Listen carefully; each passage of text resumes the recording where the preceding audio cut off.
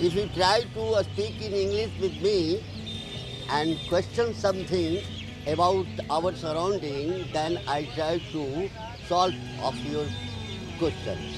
I try to better understanding to do my duty, and I am already hopeful that I succeed in this matter.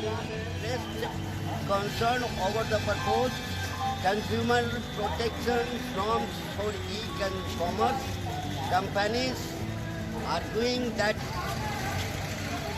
नाम शिव कुमार गुप्ता, उम्र 70 साल और काम कुली का। पता है कि यह कोई योग्यता नहीं, पर जो योग्यता इस 70 वर्षीय बुजुर्ग के पास है वह अद्वितीय है।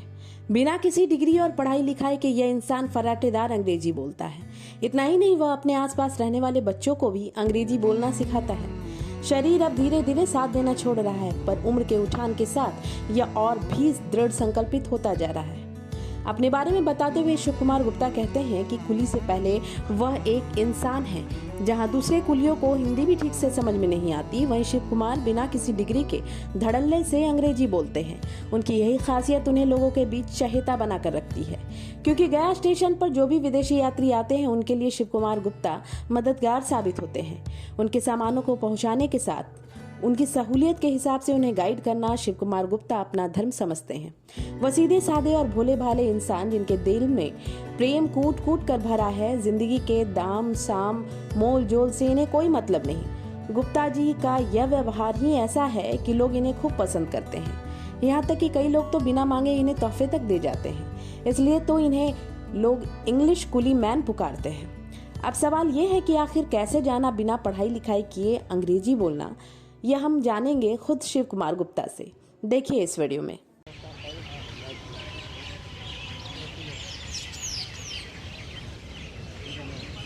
ये बताए क्या नाम है आपका? मेरा नाम शिव कुमार गुप्ता है। क्या करते हैं? मैं कुली का काम करता हूँ। कब से यहाँ कुली का काम करते हैं? लगभग 40 वर्षों से। कहाँ तक आप पढ़े लिखे हैं? पढ़ाई लिखाई के विषय में ना पूछे तो बेहतर है, क्योंकि पढ़ने लिखने का सिलसिला अभी भी जारी है। हम कहाँ से शुरू हुए और कहाँ अंत होगा ये मुझे स्वयं पता नहीं। तो आप सुनने में आया कि आप इंग्लिश काफ़ी अच्छा बोल लेते हैं। If you try to speak in English with me and question something about our surrounding, then I try to solve of your questions.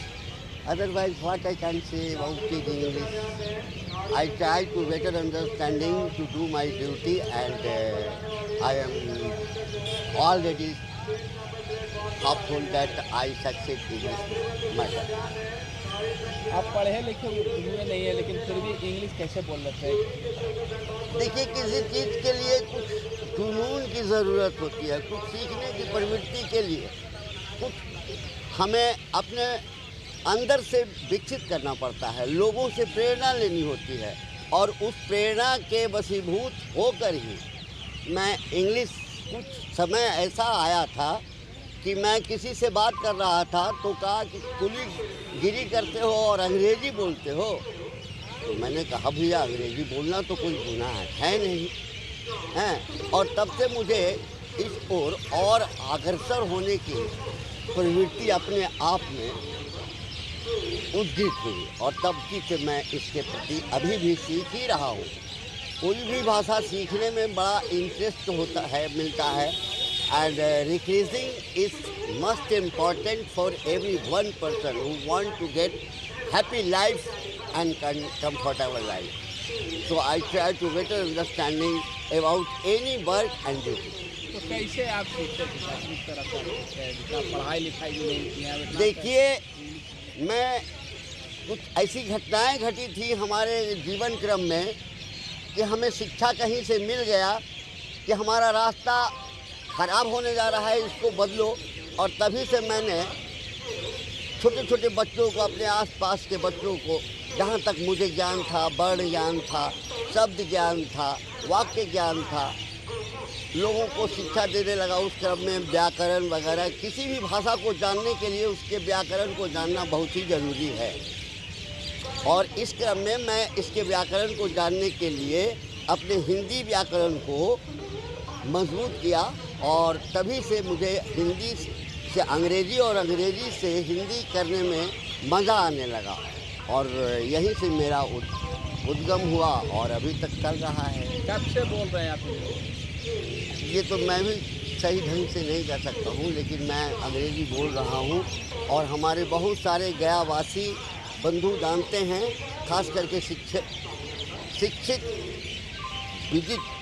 विदों में, शिक्षाविदों में, यानी कि जो शिक्षित हैं उन लोगों में मेरी जान पहचान है। यहाँ के लोग बहुत सारे फॉरेन में भी हैं, वो जब आते हैं तो वो हमसे मिलते हैं तो कहते हैं आपकी चर्चा हम लोग फॉरेन में भी करते हैं कि आप इतना अच्छा व्यवहार रखते हैं कि सब आपसे खुश रहते हैं। तो मैं उनसे कहता हूँ कि जीवन की शैली जो है दूसरों को खुश रखने में ही है, अपने आप को खुश रख के कुछ होना नहीं है। अपने इर्द गिर्द के लोगों को भी आप खुशी दे सकें, इसके लिए कुछ प्रयास करते रहिए और इस क्रम में मैं कर रहा हूँ। क्या आप ये इस तरह के आप इंग्लिश बोलते हैं, लोगों को क्या आप संदेश देना चाहेंगे? मैं संदेश देना चाहता हूँ कि सीखने के लिए कोई उम्र काफ़ी नहीं होता। आप जब कभी भी किसी चीज़ के प्रति सीखना चाहें तो उसके लिए अंदर से उत्साह उत्पन्न करें और उसके लिए थोड़ा प्रयास करें। बगैर प्रयास किए कुछ नहीं होता, तो प्रयास करेंगे, आपके प्रयास का अंतिम स्वरूप होगा आपकी सफलता। मेरा विश्वास है, क्योंकि मैंने पढ़ा है, मैंने रुस्तों, जेमेज़नी, टॉलस्टॉय आदि लोगों के विषय में भी पढ़ा है, उनकी जीवनी भी पढ़ी है। उनको जिस तरह से